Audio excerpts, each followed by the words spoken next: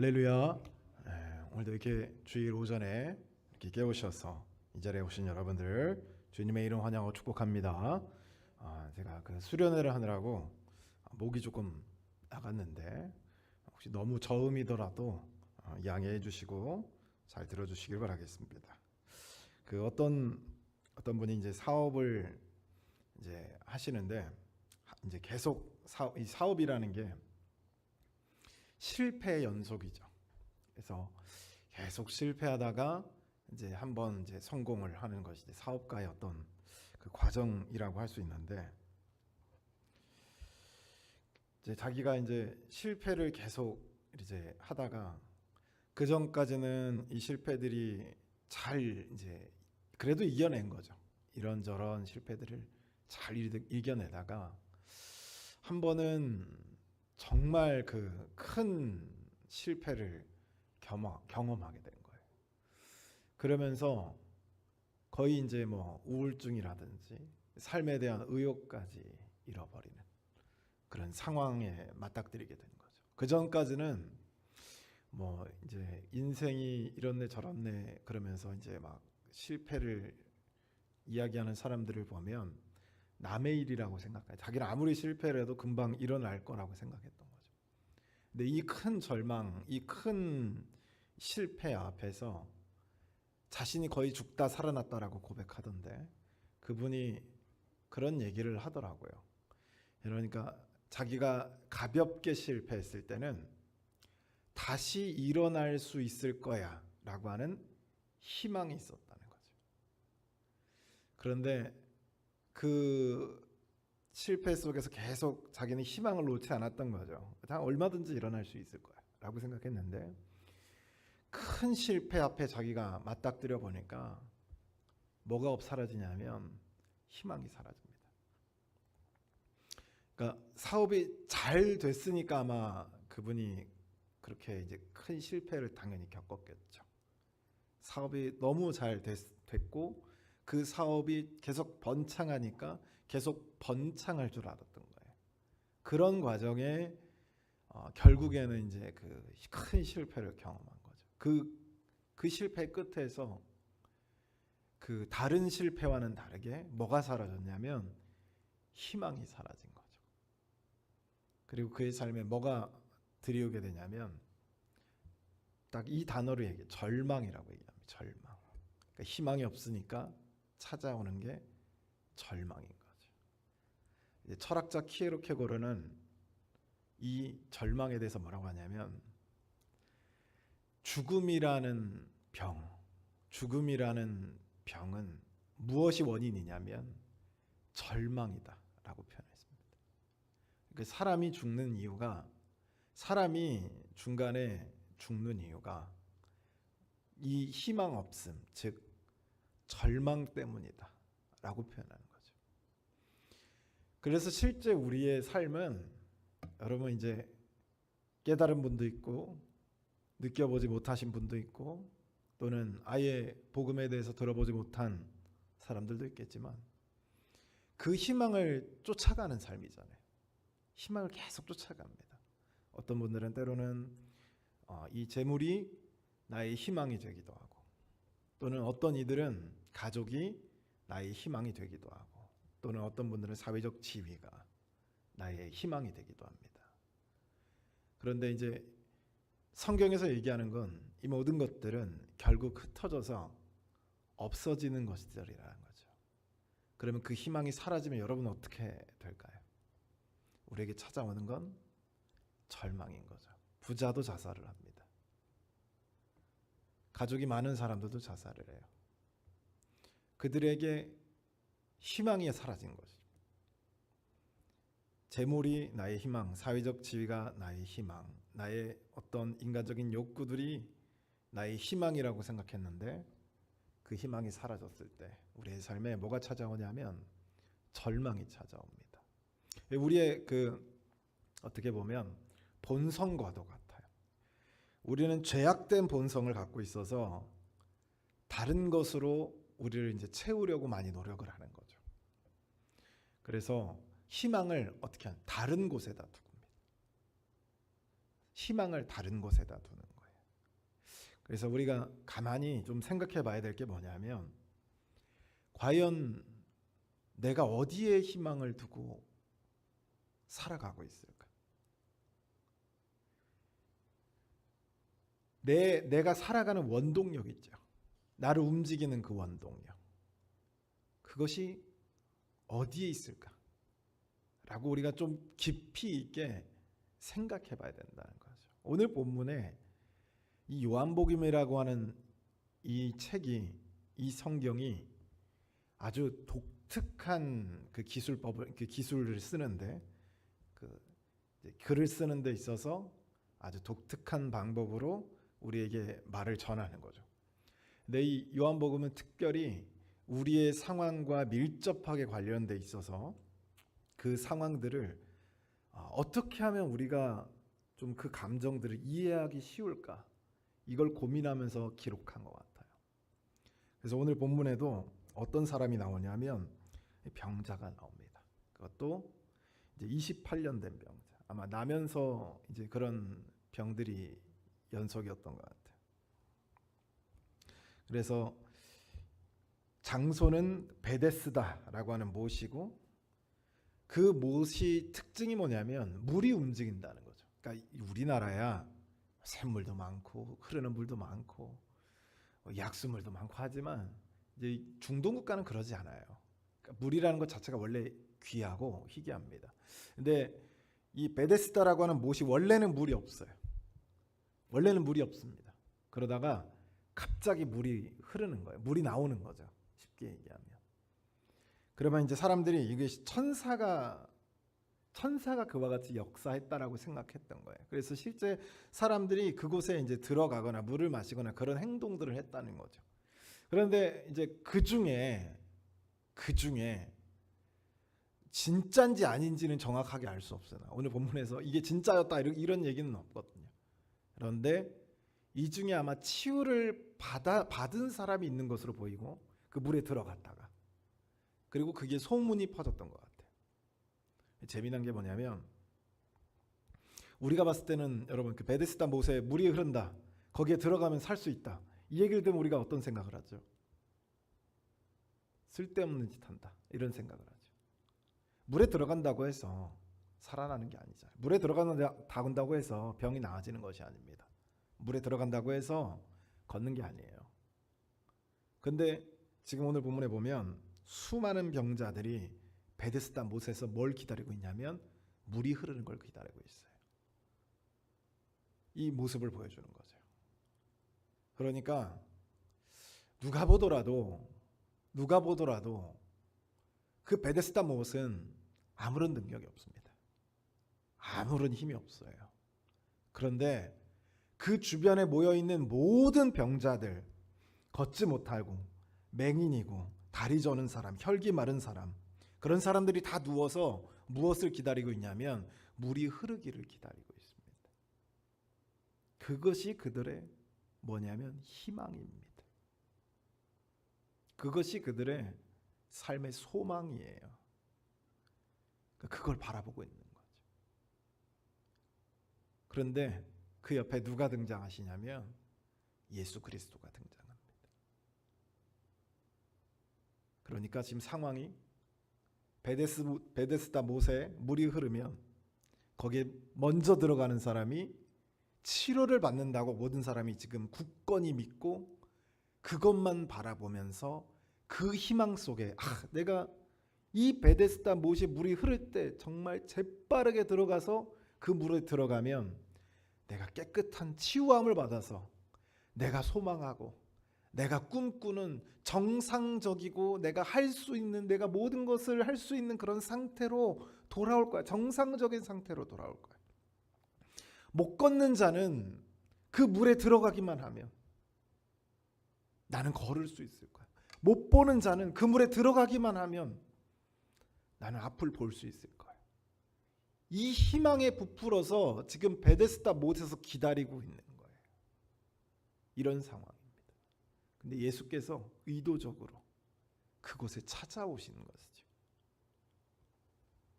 이때 38년 된 이 병자가 누워 있는 것을 이제 아마 이제 일어서지 못하는 병으로 보여요. 예수께서 이렇게 물어봅니다. 네가 낫고자 하느냐 물어봐요. 네가 낫고자 하느냐. 우리는 다 알고 있습니다. 예수께서 말씀만 하시면 그 사람은 38년이 됐든 380년이 됐든 38,000년이 됐든 그 사람은 일어날 거예요. 우리는 알고 있습니다. 예수가 누구인지, 예수가 어떤 분인지. 그런데 이 병자는 모든 희망과 모든 소망을 어디에 집중시키고 있냐면 베데스다 못에 집중시키고 있는 거예요. 그래서 예수께서 네가 낫기를 원하느냐라고 물어봤을 때 이 병자가 뭐라고 하냐면 물이 움직일 때 아니 낫고자 원하냐라고 물어보면 우리가 보통 뭐라고 대답해야 되냐면 네, 낫길 원합니다 라고 대답해야겠죠. 아니요, 낫지 않기를 원합니다. 이런 식으로 대답해야겠죠. 근데 병자가 뭐라고 대답하냐면 오로지 지금 베데스다 못에 오로지 거기에만 집중하고 있으니까 예수님께서 낫고자 원하니? 라고 해서 자기 마음대로 해석을 한 거예요. 이 사람이 나를 못에 넣어줄까? 물이 흐를 때 제일 먼저 나를 들어서 그 자리에 넣어줄까? 오로지 그 생각밖에 없는 거예요. 그러니까 이 사람의 대답이 그래요. 물이 움직일 때 나를 넣어줄 사람이 없습니다. 예수님께서 낫기를 원하느냐? 그러면 아멘 하면 되는데 예수께서 네가 낫기를 원하느냐라고 했더니 이 병자가 머릿속에 베데스다 못밖에 없어요. 그러니까 나를 베데스다 못에 넣어줄 자가 없습니다 라고 대답하는 거죠. 그때 예수께서 그 사람을 치유해 줍니다. 그러면서 뭐라고 하시냐면 8절에 예수께서 이르시되 일어나 내 자리를 들고 걸어가라 라고 말하시는 거죠. 예수님께서 일정이 비셔가지고 어디 가시다가 베데스다 못도 한번 가볼까? 이래서 가신 게 아니라는 거죠. 그리고 요한복음이 이제 20장과 21장에 보면 나오지만 예수님의 행적을 적으려면 이 세상에 있는 모든 종이를 다 갖고 와도 부족하다고 얘기해요. 그러니까 요한복음은 선별해서 요한복음이 전하고자 하는 복음을 체계적으로 정리한 거예요. 여기 지금 예수님께서 쓸데없는 일을 또는 시간이 남아서 하는 일을 요한복음이 기록해 놓은 게 아닙니다.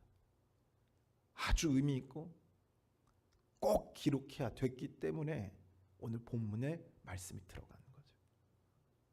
그러니까 상황이 예수께서 모든 사람들에게 내가 길이고 진리고 소망이다 이렇게 가르치고 나 외에는 길이 없고 나를 통해서만 하나님께로 갈 수 있고 내 살을 먹고 내 피를 마셔야만 하늘나라에 갈 수 있으며 내 십자가의 사역이 너희를 살릴 것이고 나를 믿는 것이 너희를 살릴 것이고 나를 통해서만 하나님을 만날 수 있다.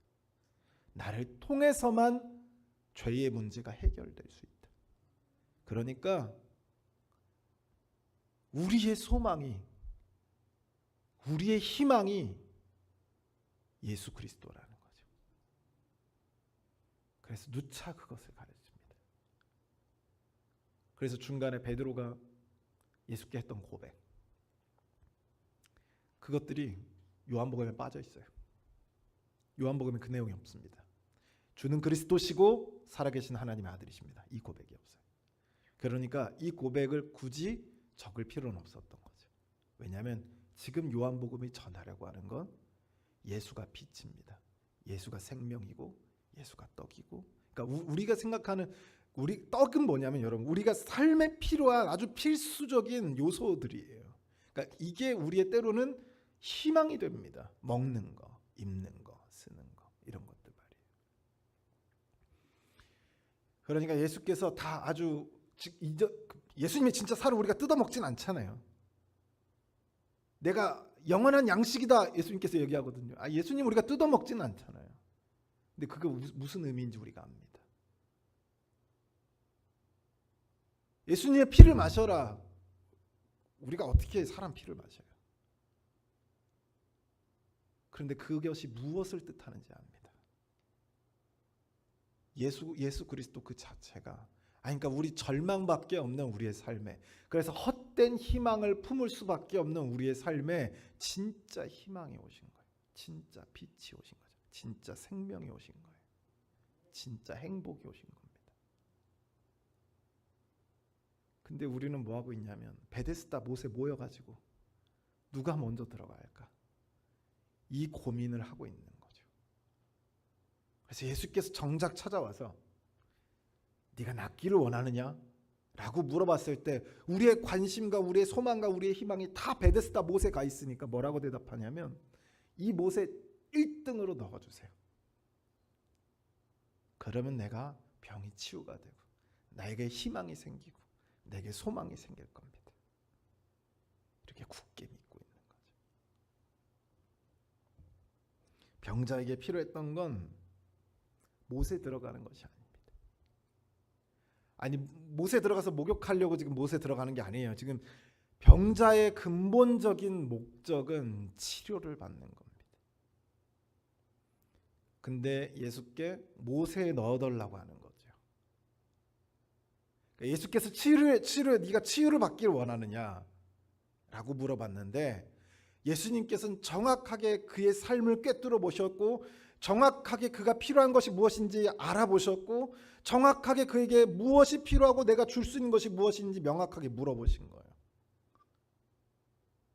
근데 우리가 이렇게 대답합니다. 베데스다 못에 넣어주세요 라고 대답하는 거죠.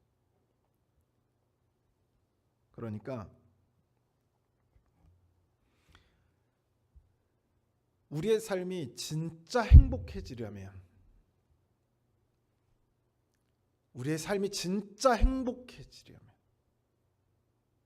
우리에게 필요한 건 예수지 재물이 아닙니다. 재물도 필요해요. 돈 많이 버십시오. 돈 많이 버시고 많이 가십시오. 그런데 그것이 우리를 행복하게 만들어주지는 않습니다. 정확한 통계에 나와 있어요. 미국에서 이제 조사를 할 때 우리나라 돈으로 9,800만 원이면 행복의 지수가 9,800만 원까지는 급격히 오른다고 합니다. 그러다가 9,800만 원 선에서 거의 오르지 않을 정도로 행복 지수가 아주 푹 가라앉아요. 거의 오르지 않은 거죠. 그때부터. 그러니까 사람이 행복을 느끼는, 돈으로서 행복을 느끼는 그 단계가 9,800만 원까지가 가장 급격히 오르고 그 이상부터는 서서히 아주 느끼지 못할 만큼 오른다는 거죠.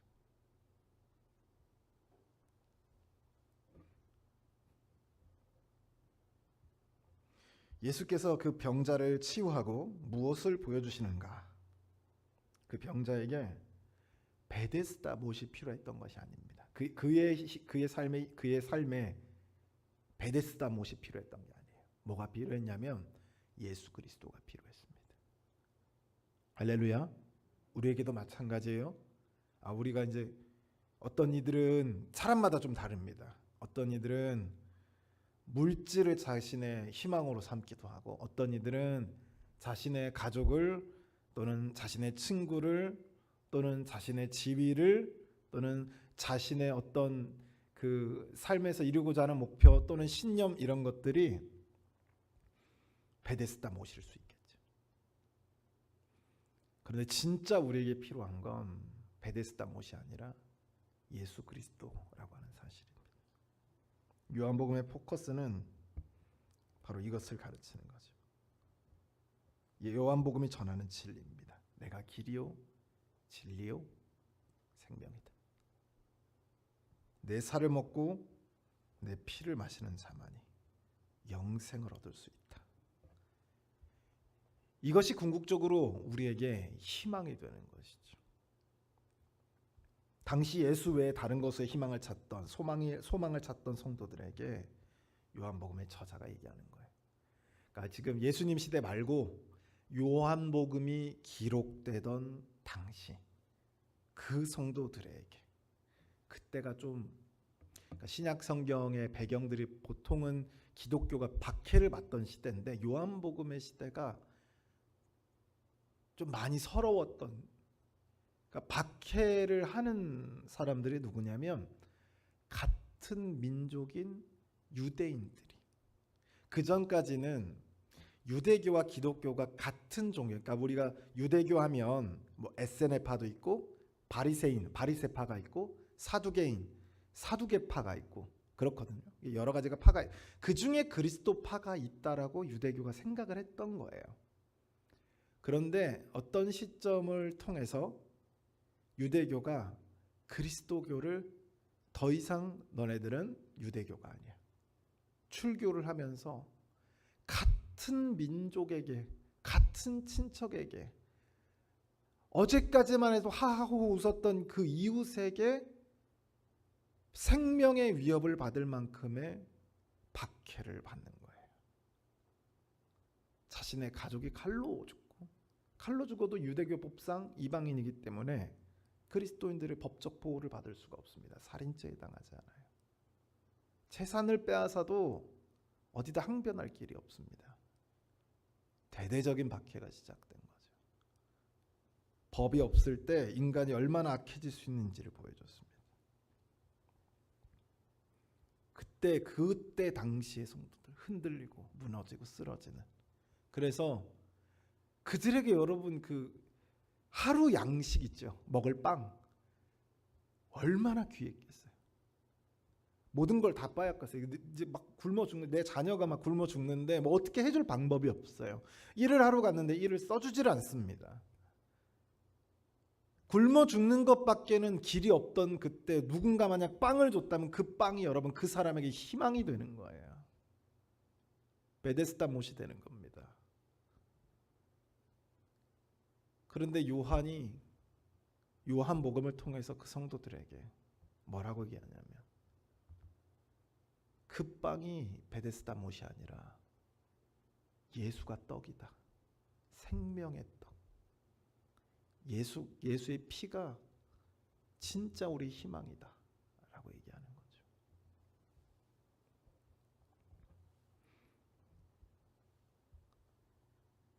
사랑하는 성도 여러분, 예수가 우리의 소망이 되기를 주님의 이름으로 소원합니다. 우리가 삶을 살아가다 보면 예수가 우리의 소망이 되어야 하는데 다른 곳에 소망을 두고 있는 우리의 모습을 종종 발견하게 돼요. 그것이 없으면 안 될 것처럼 베데스다 못 근처에 텐트를 치고 있는 것이죠. 그러나 그때마다 우리가 이 말씀을 좀 기억했으면 좋겠습니다. 우리의 진짜 소망은 그런 것들이 아니라 베데스다 못이 아니라 예수 그리스도라고 하는 사실이죠. 그 때문에 우리가 여기 앉아 있는 것 아니겠어요? 이 세상을 살아가면서 아무 희망, 진짜 희망, 진짜 소망을 모르고 있다가 예수를 통해서 진짜 희망을 받습니다. 진짜 소망을 받습니다. 그래서 때로는 우리가 그 전에 몰두하던 베데스다 못을 잠깐 뒤로 하고 예수의 말씀에 집중하고 예수의 말씀 앞에 무릎을 꿇는 것이죠. 왜냐하면 그분이 우리의 진짜 소망이고 우리의 진짜 생명이고 우리의 진짜 길이기 때문입니다. 예수 안에서 희망을 본 자들, 그것이 바로 우리 그리스도인이라는 것이죠. 살아가는 것이 쉽다고 이야기하는 것은 아닙니다. 재물이 필요 없다라고 얘기하는 건 아니에요. 가족이 필요 없다고 얘기하는 게 아닙니다. 사업이 또는 내 사회적 지위가 필요 없다라고 얘기하는 게 아니에요. 요셉도 국무총리의 자리에 있었고 다니엘도 2인자의 자리에 앉아 있었습니다. 그런 게 필요 없다라고 얘기하는 게 아니라 그들의 삶을 보면 그 자리에 있지만 그들의 소망과 희망은 다 모두 하나님께 있었다라고 하는 것. 내 삶이 무너졌다 생각되어질 때 우리는 원래 베데스다 못을 바라보는 자가 아님을 기억하시길 주님의 이름으로 소원합니다. 베데스다 못을 아무리 기다려도 1년, 2년, 3년, 10년 기다려도 물이 안 나와요. 그래도 우리는 낙담할 수 없습니다. 아니, 낙담할 필요가 없는 거죠. 우리에게는 예수 그리스도가 있기 때문입니다. 할렐루야. 그래서 예수 그리스도를 통해서 살아가는, 우리가 만약에 이제 재물을 삶의 희망이라고 생각하는 사람, 이 땅에서 없어질 것들이죠. 언젠가는 없어질 것들입니다. 그것에 희망을 찾고 있었는데 그것이 사라졌어요. 아까도 말씀드렸지만 내 희망, 내 삶의 희망이 재물이었는데 재물이 사라졌어요. 뭐가 사라져? 희망이 사라진 거예요. 그럼 뭐가 찾아온다고요? 절망이 찾아온다고요. 그리고 그 절망은 우리 심령을 죽게 만듭니다. 그러나 예수 그리스도는 영원한 분이죠. 영원한 떡이죠. 영원한 생명이에요. 세상에서 사라지지 않습니다. 그런데 그분이 나의 희망이 되는 순간 내 희망은 꺾이거나 사라지거나 하지 않는다는 이야기죠. 사랑하는 성도 여러분, 요셉도 지옥 같은 삶을 살면서 누가 보더라도 절망해야 되거든요. 누가 보더라도 포기해야 돼. 중간에 삶을 포기해야 됩니다. 요셉이 그렇게 성실하게 했는데 노예로 끌려가고 감옥에 모함을 받아 갇히고, 그 감옥에 갇혔는데도 자기가 구해줬던 이 관원장은 자기를 기억도 하지 못하고, 이런 상황이 연출됨에도 불구하고 요셉은 끝까지 하나님의 사람으로 삽니다. 왜냐하면 그의 삶의 희망이 자리에 있거나 재물에 있거나 사람에 있지 않았기 때문입니다. 오로지 하나님에게 있었기 때문이죠. 우리의 삶도 이 요셉과 같은 삶이 되기를 주님의 이름으로 소원합니다. 자, 기도하겠습니다. 사랑의 하나님 아버지, 오늘 요한복음 5장 1절부터 9절의 말씀을 통해서 베데스다 못에서 물을 흐르기를 기다리던 이 병자, 38년 된 병자와 예수 그리스도가 그를 만나기 위해서 직접 이곳에 오셨던 이야기를 오늘 본문의 말씀을 통해 우리가 확인하며 나아갑니다. 하나님 아버지, 우리도 이와 같이 베데스다 못을 바라보며 헛된 희망을 품고 있던 사람이었음을 우리가 기억합니다. 그 속에서 예수께서 우리를 찾아와 주셨고 우리의 삶의 진짜 희망과 소망이 무엇인지 알려주셨던 하나님, 우리의 삶을 살아가는 순간에 우리의 연약함 때문에 그 사실을 잠시 잠깐 잊고 살아가지만 하나님께서 다시 기억하게 하시고 다시 하나님 앞에 무릎을 꿇을 수 있는, 그리고 우리의 삶의 희망이 예수께 있음을 다시 확인할 수 있는 그러한 놀라운 삶으로 우리를 인도하여 주시옵소서. 이 모든 말씀 우리와 함께 해주실 줄 믿으며 예수 그리스도의 이름으로 받들어 기도드리옵나이다. 아멘. 우리 찬송가 270장 우리 찬양하며